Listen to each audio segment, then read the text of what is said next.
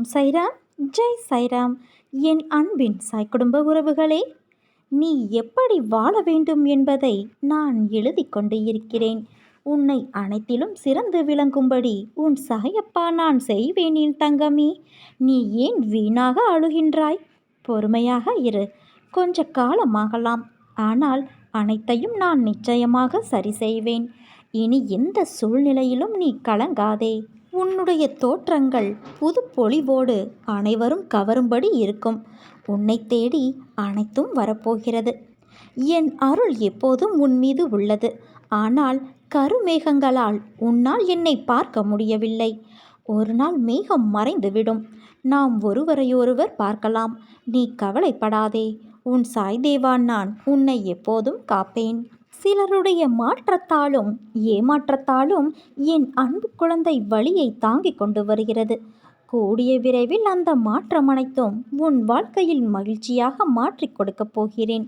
நீ தைரியமாக இரு என் செல்ல குழந்தையே. பயங்களும் கஷ்டங்களும் நம்மை சற்று அசைத்து நம்பிக்கையை உறுதிப்படுத்தவே நம்மை சூழ்கின்றன.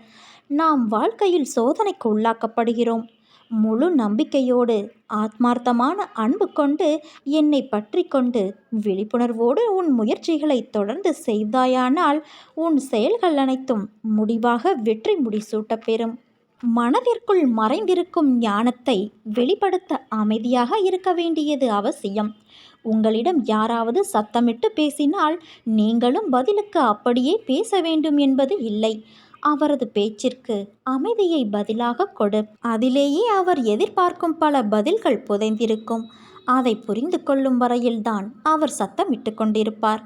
எதிர்பார்த்த விடை கிடைத்துவிட்டால் அமைதியாக சென்று விடுவார். ஏனென்றால் அமைதியானது விவரிக்க முடியாத பல அர்த்தங்களை உள்ளடக்கியதாக இருக்கிறது.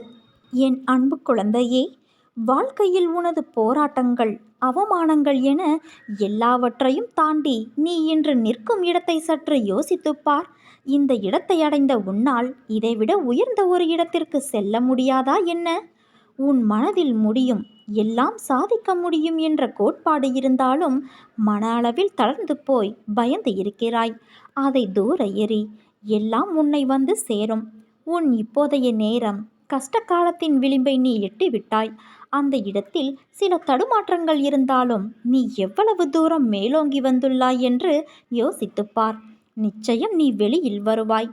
உன் மனதைரியம் எத்தகையது? அதற்கு முன்னால் எல்லாம் தூசி போன்றது. அதனால் நீ எதற்கும் பயப்படாதே. உன்னில் உன் சாய்தேவா நான் நிறைந்துள்ளேன். உன்னுடைய அன்பின் ஆழத்தையும் பக்தியின் தூய்மையையும் பலத்தையும் விசுவாசத்தையும் எவ்வளவு உன்னதமானது என்பதை நான் நன்கு அறிவேன். நீ நம்பிக்கையோடு இரு. நல்லதே நடக்கும். உன் சாய் நான் இருக்க பயம் ஏன் உனக்கு?